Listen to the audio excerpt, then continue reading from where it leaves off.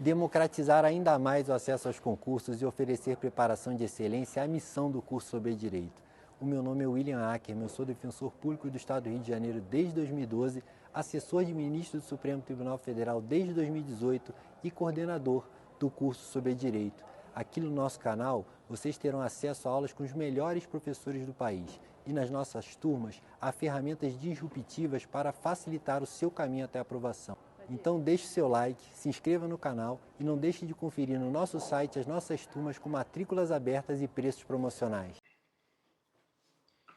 Muito bem, pessoal, vamos então reiniciando agora uma nova temática para vocês, MP-MG, futuros colegas do MP-MG, futuras colegas do MP-MG. A temática é, jogando para vocês, teoria do erro. Essa teoria do erro ela é bem rica, muito complexa. Olhem quantas temáticas eu vou falar aqui dentro.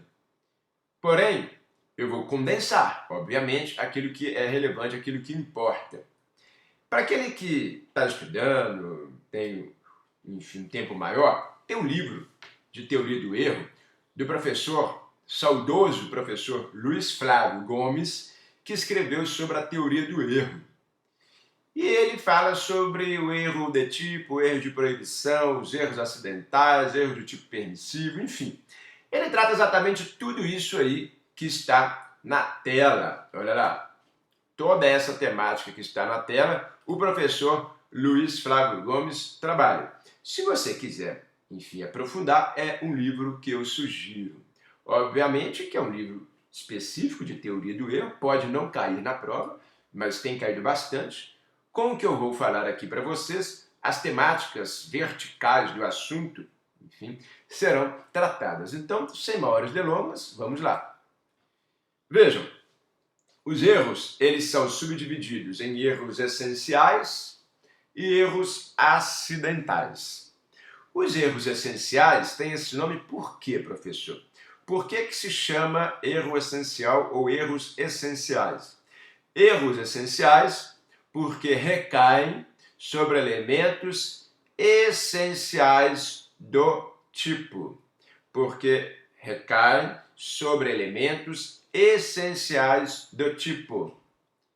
Entre parênteses, elementares. Ok? Entre parênteses, elementares. São erros que recaem sobre elementos essenciais do tipo. Entre parênteses, elementares. Muito bem. E aí a gente tem o primeiro, que é o erro de tipo, que está no artigo 20. Vem aqui comigo. O erro de tipo, que está no artigo 20, eu elaboro em equívoco em relação a uma elementar do tipo. Eu, por exemplo, dou um tiro no objeto que eu penso ser um animal, estou caçando na floresta um urso, exemplo clássico, acabo matando o meu amigo que caçava comigo. Este é um erro de tipo clássico, em que eu miro no urso, que eu achava que era, mas por uma situação de erro, eu acabo acertando o amigo. Matar alguém é crime, mas eu não sabia que era alguém. Não tinha aqui, atenção, o conhecimento que era alguém. Daí um erro de tipo, em relação a uma elementar, tipo. Este erro de tipo, ele pode ser, de acordo com o artigo 20, o quê? Vencível ou invencível. Então coloque aí. O erro de tipo vencível, aquele que você pode vencer, também chamado de evitável, que eu posso evitar, também chamado de inexcusável, ou seja, eu não posso aqui de forma alguma perdoar. Este erro de tipo vencível, evitável, inexcusável, ele exclui o crime doloso e pune pelo crime culposo se previsto em lei. Ele exclui a figura dolosa, mas pune pelo crime culposo se previsto em lei. No caso em tela, disparei e matei meu amigo, mas eu achei que era urso. Mas você foi imprudente, deveria ter averiguado melhor. Não é assim, sai dando um tiro e ponto final. Você errou. Eu respondo por crime culposo de homicídio. Existe homicídio culposo? Existe. Matar alguém culposamente, 121, parágrafo 3º. Já o erro, chamado de invencível, inevitável ou excusável, aquele que é perdoável, excusável, cuidado para não confundir com inexcusável, não perdoável, inevitável, invencível ou excusável, é o mesmo exemplo, mas eu estou caçando o urso com meu amigo, ele, amigo, se veste como se fosse urso e sai de noite da cabana para me assustar. Aí eu, com medo, vou e disparo. Acho que é um urso, mas na verdade é o meu amigo. Neste caso, o que acontece? Exclui o dolo e exclui a culpa. O erro de tipo invencível, exclui o dolo e exclui a culpa. Ora, se exclui dolo e se exclui culpa, eu não vou responder por nada, porque o crime tem que ter ou culpa ou dolo. Se eu estou excluindo tudo, eu não tenho conduta culposa. Logo, não respondo por nada. Esse é o erro invencível, o erro de tipo. Pois bem, tranquilo, temática envolvendo o urso, envolvendo o amigo caçador. Eu, inclusive, trabalho isso na minha apostila de direito penal, já falei com vocês aí o link, e os doutrinadores tratam este exemplo clássico. O erro de proibição agora é o erro que recai sobre todas as elementares do tipo. É o erro que recai sobre todas as elementares do tipo. Agora, então, eu não conheço é o próprio tipo. Agora, eu não conheço é o próprio tipo. De acordo com o artigo 21, está tudo lá. Se ele for vencível, evitável ou inexcusável, eu respondo com a pena diminuída, causa de diminuição de pena. Eu respondo com uma minorante, causa de diminuição de pena. O vencível, o evitável, o inexcusável, pena menor. Mas se ele for invencível, inevitável ou excusável, diz o artigo, isenta de pena. Artigo 21, isenta de pena. Isentar de pena, leia-se, exclui a culpabilidade. Exclui a culpabilidade. É uma exculpante. Exclui a culpabilidade. É uma exculpante. Professor, antes de passar para o exemplo, então quer dizer que o erro de proibição, o dolo está sempre presente. Sempre presente. Sempre. Como assim? Porque se no primeiro caso, no vencível, diminui a pena, você responde por um crime doloso com a pena menor. Mas tem dolo, mas a pena é diminuída. No segundo caso, do invencível, se isenta de pena e exclui a culpabilidade, permanecem intactos o fato típico e o antijurídico. E como dolo e culpa estão lá no fato típico, permanecem intactos, sim. Ele só não vai ter a culpabilidade, mas vai excluir a culpabilidade? Vai. E em qual elemento? Potencial conhecimento da ilicitude. Vai excluir o elemento potencial conhecimento da ilicitude. Mas o dolo e a culpa permanecem intactos no fato típico. Ele tem primeiro e segundo, não tem o último, que é a culpabilidade, que é o que se chama de exculpante, quando exclui a culpabilidade. Justificante, quando exclui a ilicitude. Exculpante, culpabilidade. Professor, é muita coisa, né? Aqui é o máximo de conhecimento que eu puder passar para vocês no menor espaço de tempo. Então tá, erro de proibição, erro de tipo. Qual é o exemplo do erro de proibição que nós temos? Rio de Janeiro, o holandês que vai fumar maconha. Ele chega lá para fumar maconha no Rio de Janeiro, tá todo mundo fumando, inclusive alguém fala, ô irmão, aqui ó, toma aqui, dá um tapa aqui no nosso cannabis. Aí o holandês pensa, ué, tá todo mundo fumando, eu vou fumar. Começa a fumar. Só que ele não se apercebe que ali é proibido. Na Holanda, pode fumar maconha nos coffee shops. No Brasil não pode, é o artigo 28 da Lei de Drogas. Mas o holandês não sabe. Porque o holandês não tem esse conhecimento, mas está todo mundo fumando. Aí ele fuma. Ele desconhece todo o tipo, todas as alimentares e passa a fumar. E aí o que acontece, pessoal?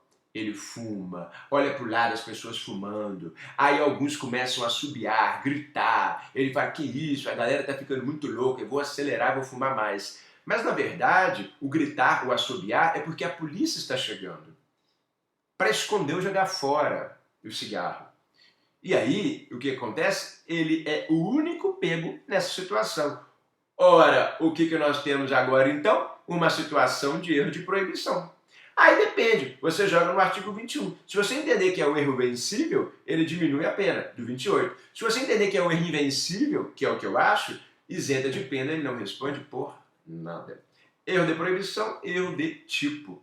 E aí agora, olha só, aí vem a questão. E o erro de tipo permissivo, professor?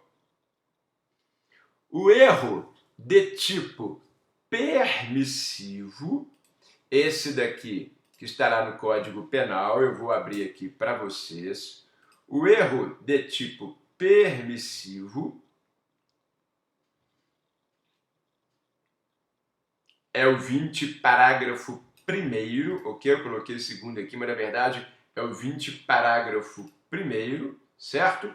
20, parágrafo 1º, erro de tipo permissivo, corrijam aí o erro de tipo, 20, parágrafo 1º. O 20, parágrafo 1º diz o seguinte, olha só, vou ler para vocês. Discriminantes putativas. É aquela situação que eu estou imaginando estar numa situação permissiva, mas não estou. Sim. É aquilo que você imagina que pode fazer, mas não faz. Você não conhece. Vamos ver? É isento de pena quem? Por erro plenamente justificado pelas circunstâncias, 20, parágrafo 1º, supõe situação de fato que, se existisse, tornaria a ação legítima. Não há isenção de pena quando o erro deriva de culpa e o fato é punível como crime culposo. No 20, parágrafo 1º, que é o que nós estamos vendo aqui, no erro de tipo permissivo, o que nós temos? Uma situação imaginária, pessoal. A discriminante putativa é uma discriminante imaginária. Eu acho que eu posso fazer, mas eu não faço. Eu acho que eu posso matar, mas eu não posso matar. Nesse caso, o que nós temos? Uma situação tranquila, porque a lei diz, vamos ler de novo? Olha o 20, parágrafo 1º aqui. O que diz o 20, parágrafo 1º, professor? Que é isento de pena.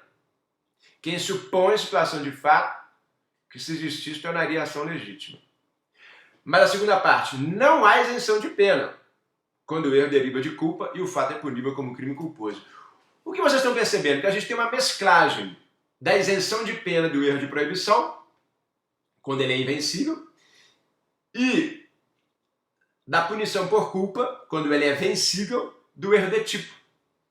Daí ele ser chamado de um terceiro erro, ou um erro sui generis, ou erro de tipo permissivo.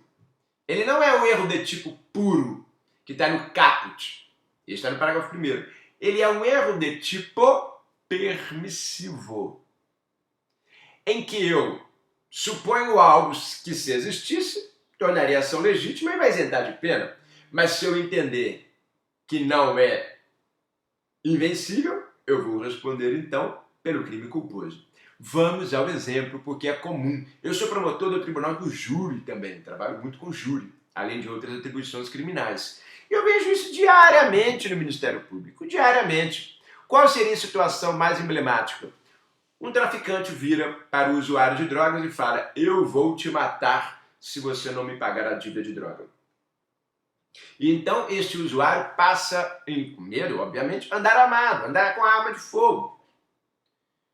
Aí no belo dia ele encontra o traficante no beco escuro, o traficante olha e fala: e aí? E esse traficante vai e leva a mão dentro da jaqueta e fala: e aí? Esse usuário pensa: é hoje que eu vou morrer. Mais rápido do que o traficante, este usuário saca sua arma e mata o traficante. Só que o traficante estava com a mão dentro da jaqueta para tirar um lenço branco para celebrar a paz entre os dois. Professor, isso não acontece. Pois é, mas é o que a doutrina diz, é o que eu trago aqui na apostila para vocês. Professor, e aí? E aí que a gente joga no artigo. Você acha que é invencível? Isenta de pena. Você acha que é vencível? Pune pelo crime culposo. Só que aqui nós temos situação que, se você entender que é invencível, de discriminante putativa, isso é o caso clássico de legítima defesa putativa. Essa é a legítima defesa imaginária. Legítima defesa putativa.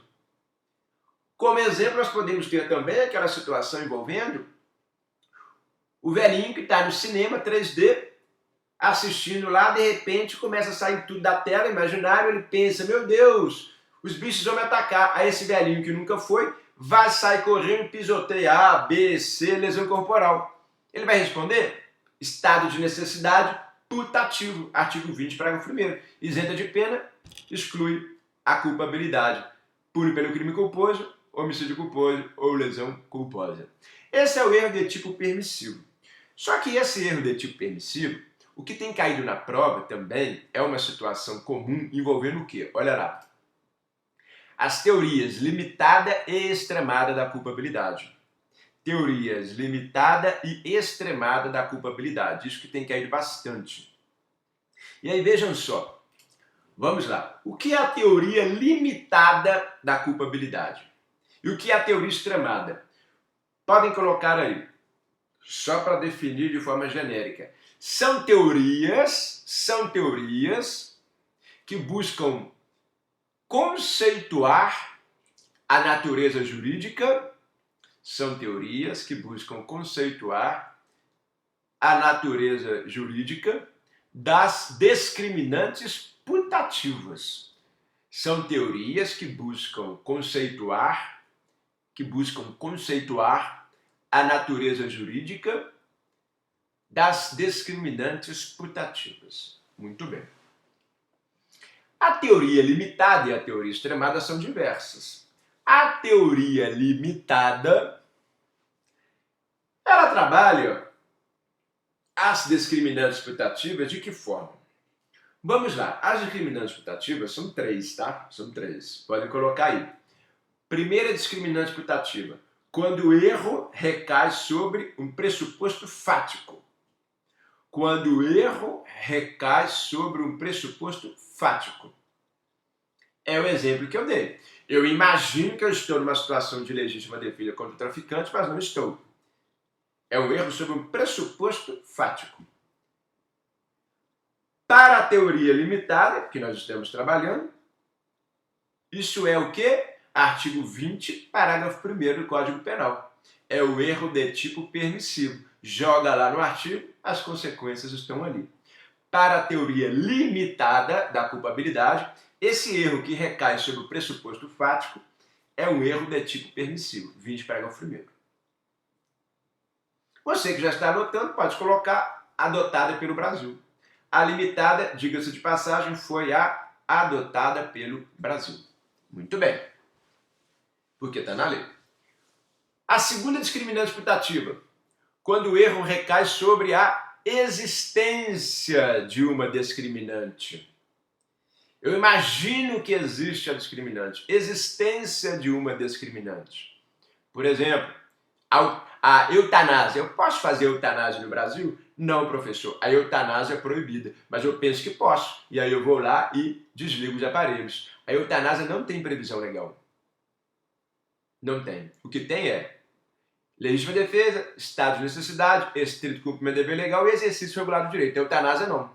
Pois bem, professor, e aí, como é que fica? E aí, que nesse caso, para a teoria limitada da culpabilidade, erro sobre a existência é um erro de proibição. E aí você joga no artigo 21. Vencível diminui a pena, invencível isenta de pena. E por fim, quando o erro recai sobre os limites de uma justificante. Limites de uma excludente de licitude. São discriminantes putativas, as 3, ok? A última é erro em relação aos limites de uma justificante. Por exemplo, eu imagino que quando eu troco tiro com um bandido, e ele me acerta, e aí eu depois vou, atiro, acerto ele, mas ele não morre, mas a arma está longe do corpo dele, não oferece mais risco, eu penso que eu posso ir lá e matá-lo. Posso fazer isso? Não. Isso é um excesso. Mas eu acho que eu posso, eu imagino que eu posso. Eu imagino que eu posso matar a mulher que traz. Eu imagino que a mulher é propriedade minha. Já há muito tempo se aceitou isso. Esse caso, erro sobre os limites, é tratado pela teoria limitada como erro de proibição. Só é jogada no artigo 21. Então, em suma, a teoria limitada, diga-se de passagem, recai sobre o pressuposto fático, erro de tipo permissivo, sobre a existência de uma justificante, erro de proibição, sobre, então, por fim, os limites, erro de proibição. A teoria limitada foi adotada no Brasil. A extremada é mais fácil. Inclusive, não foi adotada no Brasil. A extremada, coloque aí, teoria extremada da culpabilidade. Como é que ela trata as discriminantes putativas? A teoria extremada da culpabilidade, como que ela trata, professor, as discriminantes putativas? Coloque aí, nas três situações, como erro de proibição. Daí o nome extremada. Nas três situações, pressuposto fático, existência de justificante e limites de uma justificante, tudo erro de proibição. Só é jogar no artigo 21. Os exemplos são os mesmos, mas ela trata tudo como erro de proibição. Qual foi adotada? Teoria limitada da culpabilidade, que trata, no primeiro caso, o pressuposto fático como erro de tipo permissivo. Então, pessoal, olha lá. Teorias essenciais, tranquilo, fácil, sem maiores delongas, sem maiores problemas. Essa é a questão que nós estamos trabalhando aí. Essa é a questão que nós estamos vendo no nosso dia a dia. Vocês estão trabalhando e vendo isso porque cai em prova de concurso. Só para não ficar aqui faltando, né, para a gente trabalhar aqui os outros erros, teoria do erro, tanto erros essenciais quanto erros acidentais. Os erros acidentais, por que eles têm esse nome? Porque são erros que recaem sobre as circunstâncias do tipo. São erros que recaem sobre as circunstâncias do tipo. Ou seja, não são elementares. E aí eles podem ser erros acidentais porque são erros circunstanciais. Erro sobre a pessoa, artigo 20, parágrafo 3º. O erro sobre a pessoa é aquele erro que eu quero matar uma pessoa em especial, por exemplo, meu pai, que inclusive é uma agravante. Aí eu olho na rua, acho que é meu pai de costas, mas é meu tio, acabo matando o meu tio achando que é meu pai. Eu imagino que é meu pai, que eu quero matar ele, mas o meu tio é irmão gêmeo de meu pai. Aí eu mato meu tio achando que é meu pai. Como é que eu respondo? Artigo 20, parágrafo 3º. Consideram-se as características da vítima virtual, que é o pai. Vai agravar? Vai. Mas não matou o pai. Mas considera que eu queria matar o pai. Do contrário também. Eu posso querer matar meu tio, que não tem agravante. Confundo ele com meu pai na rua, que é irmão gêmeo, mato meu pai. Vai agravar? Não. Porque considera característico da vítima virtual meu tio. Erro sobre a pessoa. Vai aproveitar para o agente? Não vai. Ao contrário do erro essencial. Se for vencível, tem pena diminuída. Se for erro de proibição, no invencível, isenta de pena, ou exclui o fato típico, e assim vai. Erro sobre o objeto. No erro sobre o objeto também não tem nenhum tipo de permissivo legal. Por quê? Erro sobre o objeto. Eu quero subtrair açúcar, subtraio arroz. Tem diferença? Não. É tudo furto. Subtrair coisa alheia móvel. Tanto faz subtrair arroz, quanto faz subtrair, então, açúcar. Logo, não aproveita erro sobre objeto e vai responder por furto, porque é coisa alheia móvel. E nós temos a figura das aberrácios. Olha lá. Aberrácio ictus, que é o desvio na execução. Aberrácio criminis, que é o resultado diverso do pretendido. E aberrácio causa. Vamos lá. O que é aberrácio ictus? Artigo 73. Aberrácio ictus é quando eu erro de pessoa para pessoa. Mas ambas encontram-se no mesmo ambiente. Aberrácio ictus, artigo 73. Eu erro de pessoa para pessoa, mas ambas encontram-se no mesmo ambiente. E aí? Eu quero matar meu pai, que está do lado do meu tio, mato meu tio. Como é que resolve isso? Diz o artigo 73, como se eu tivesse acertado o meu pai. Ué, professor, mas é a mesma coisa do eu ser uma pessoa. Lê do engano, senão eu não estava aqui conceituando. É diferente. Porque no eu ser uma pessoa, a vítima virtual não está presente. E o que eu disse aqui no 73? Aberrações ipsos? A vítima está presente. Ambas estão no mesmo ambiente. Eu posso, inclusive, acertar as duas. E se eu acertar as duas, eu vou ter um concurso formal de crimes, lá do artigo 70. Que eu posso ter o concurso formal próprio, que aplica a exasperação. Eu posso ter o impróprio, que aplica a soma nos desígnios autônomos. Vai depender. Mas os dois estão presentes. Isso é aberratio ictus, pessoa para pessoa. Diferente do eu ser a pessoa, porque a vítima virtual não está presente. Aberratio criminis, olha lá, que é o 74. Na aberratio criminis, o que nós temos? Aqui já é um pouco diferente, porque na aberratio chamada de criminis, vamos errar de objeto para pessoa, de pessoa para objeto. Como é que é, professor? Eu vou errar de objeto para pessoa ou de pessoa para objeto. Totalmente diferente, ok? Então vejam só, na aberratio criminis, eu quero acertar A, acerto a vidraça. Ou quero acertar a vidraça, acerto a pessoa. Como é que resolve? Simples. Pune pelo crime culposo se previsto em lei. Obviamente que não pode ser uma situação de tentativa de homicídio. Quero acertar a pessoa, erro, acerto o carro que está atrás, tentativa de homicídio. Aqui eu quero, por exemplo, acertar a pessoa jogando uma pedra nela, eu acabo acertando a vidraça. Eu quero jogar nela um pedaço de pau, mas não quero matar, acerto um carro. E aí? Existe dano culposo? Não. Nesse caso eu não respondo por nada porque não tem a figura culposa. Obviamente que se for o contrário, bem, eu quero acertar a vidraça, acerto a pessoa. Tem lesão corporal culposa, eu respondo. Mas a diferença é que na aberratio criminis é erro de objeto para pessoa, de pessoa para objeto. E no ictus, de pessoa para pessoa. E essa é a pessoa de pessoa para pessoa, mas a vítima virtual não está presente. Tranquilo, sereno. E por fim, a aberratio causa. A aberratio causa é o erro no curso causal. É o erro no curso causal. É o erro no nexo causal. O que é isso, professor? Erro no nexo causal. Como é que fica isso? Erro no nexo causal. E aí acontece a figura do dolo geral para a gente fechar. Neste caso, o que nós temos? Eu quero matar uma pessoa mediante enforcamento. O nexo causal é esse, enforcamento. Coloco ela de pendura em cima lá de um banquinho, coloco ela de pendurada na corda do teto, empurro, eu penso, morreu. Mas ela não morreu. Olha o erro agora, no nexo causal. Ela desmaia. E aí ela desmaia e eu penso que ela morreu. O que eu faço? Tiro ela da corda, coloco ela, enfim, no saco, mas ela está dormindo, desmaiada, põe no saco, jogo no rio e ela morre. Ela morreu agora, afogada.